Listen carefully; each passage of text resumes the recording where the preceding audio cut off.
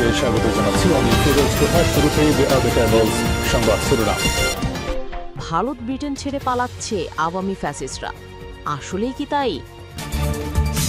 এবং সর্বশেষ জানাবো দুর্নীতিতে সাধনের সিদ্ধি লাভ, প্রথম পর্ব।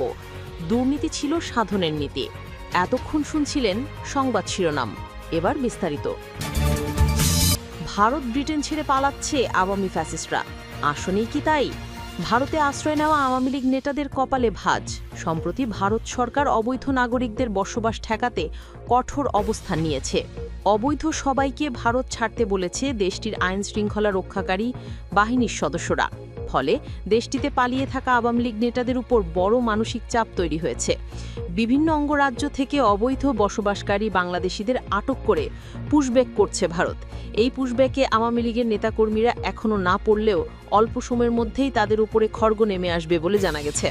24শে জুলাই গণঅভ্যুত্থানে হাসিনা সরকারের পতনের পর নিষিদ্ধ আওয়ামী লীগের সাবেক প্রভাবশালী এমপি মন্ত্রী থেকে শুরু করে আওয়ামী লীগ সরকারের সঙ্গে সংশ্লিষ্ট ব্যবসায়ী ও রাজনৈতিক নেতাদের অনেকেই লন্ডনে আশ্রয় নিয়েছিল। সেখানে এ সকল ব্যক্তিরা দেশ থেকে পাচার করা টাকায় নির্মিত বিলাসবহুল অট্টালিকায় বসবাস করছেন। ইতিমধ্যে ব্রিটিশ সরকার বাংলাদেশ সরকারের দেওয়া তথ্য উপাত্তের উপর ভিত্তি করে জব্দ করা শুরু করেছে বাংলাদেশ থেকে পাচারকৃত অর্থে যুক্তরাজ্যে গড়া সম্পদ, যার জন্য আওয়ামী ফ্যাসিস্টরা এখন সম্পদ জব্দের পাশাপাশি নিজেদের গ্রেফতার এড়াতে যুক্তরাজ্য ছাড়তে শুরু করেছে আতঙ্কে। এই পরিস্থিতিতে সম্পদ পাচারের অভিযোগ ওঠা এসব ব্যক্তিদের অনেকে এখন যুক্তরাজ্যে তাদের সম্পদ ও সম্পত্তি বিক্রি কিংবা স্থানান্তর করার জন্য উঠে পড়ে লেগেছেন, এমনটি জানাচ্ছে ব্রিটিশ সংবাদ মাধ্যম দ্য গার্ডিয়ান। ব্রিটেনে অবস্থান নেওয়া এবং সম্পদের পাহাড় গড়াদের এই তালিকায় যেমন রয়েছে শেখ পরিবারের ঢাকা দক্ষিণ সিটির সাবেক মেয়র শেখ ফজলে নূর তাপস, তেমনই রয়েছে সাবেক ভূমিমন্ত্রী সাইফুজ্জামান চৌধুরী।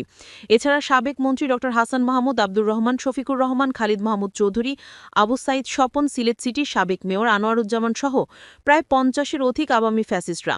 ফ্যাসিস্ট হাসিনা সরকারের সময় দেশ থেকে পাচার হওয়া 234 বিলিয়ন মার্কিন ডলার পুনরুদ্ধারে ড মোহাম্মদ ইউনূসের নেতৃত্বাধীন অন্তর্বর্তী সরকার ইতিমধ্যে 11টি জয়েন্ট ইনভেস্টিগেশন টিম গঠন করেছে।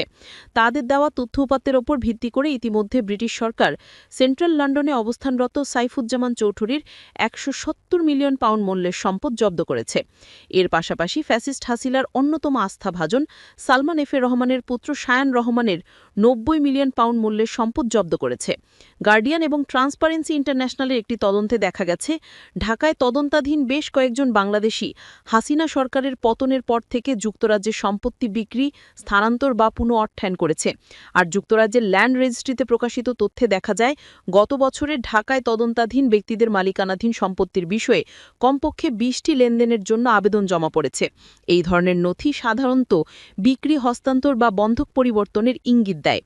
এগুলোর মধ্যে 3টি বাংলাদেশের একটি স্বনামধন্য শিল্প গ্রুপের মালিকানায়, যার মূল্য 0.450 মিলিয়ন পাউন্ড।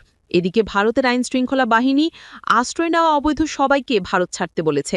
বাংলাদেশে ফেরার নিরাপত্তা ঝুঁকি থাকলে অন্য দেশে আশ্রয় নিতে পরামর্শ দেওয়া হয়েছে বলেও পলাতক আওয়ামী লীগ নেতারা জানিয়েছেন। ভারতে আশ্রয় নেওয়া আওয়ামী লীগের একাধিক কেন্দ্রীয় নেতা দেশ রূপান্তরকে বলেন, দেশে ফেরার মতো পরিস্থিতি এখনও সৃষ্টি হয়নি, জীবনের ঝুঁকি কাটেনি, ফলে ভারত ছাড়া তাদের জন্য বেশ বিপদের। এরই মধ্যে প্রায় 50 জন বড় নেতা ভারত ছেড়ে আমেরিকা, ইউরোপে চলে গেছেন। বাকিরাও চেষ্টা করছেন পশ্চিমা কোনো দেশে বাড়ি জমানোর, তবে দেশে ফেরার সাহস দেখাতে পারছেন না কোনো নেতা। ভারতে পলাতক আওয়ামী লীগের কেন্দ্রীয় কার্যনির্বাহী সংসদের গুরুত্বপূর্ণ পদে থাকা 7 নেতা দেশ রূপান্তরকে এই তথ্য জানিয়ে বলেন, ভারত ছাড়ার চাপ দলটির নেতাদের ভেতরে নতুন উদ্বেগের জন্ম দিয়েছে। নেতাদের ভেতরে নিরাপত্তাহীনতাও দেখা দিয়েছে। পলাতক নেতাদের ভাষ্য, দেশে ফেরার পরিস্থিতি এখনও হয়নি, আওয়ামী লীগ নেতাদের দেশে ফেরায় মৃত্যু ঝুঁকি রয়েছে। গার্ডিয়ানের তদন্তে সম্পত্তি হস্তান্তরের ব্যক্তিদের তালিকায় নাম উঠে এসেছে সাবেক ভূমিমন্ত্রী সাইফুজ্জামান চৌধুরী,